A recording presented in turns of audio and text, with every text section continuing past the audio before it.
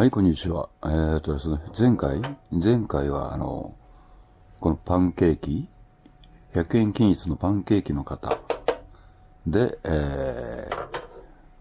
薪ストーブミニ作りました。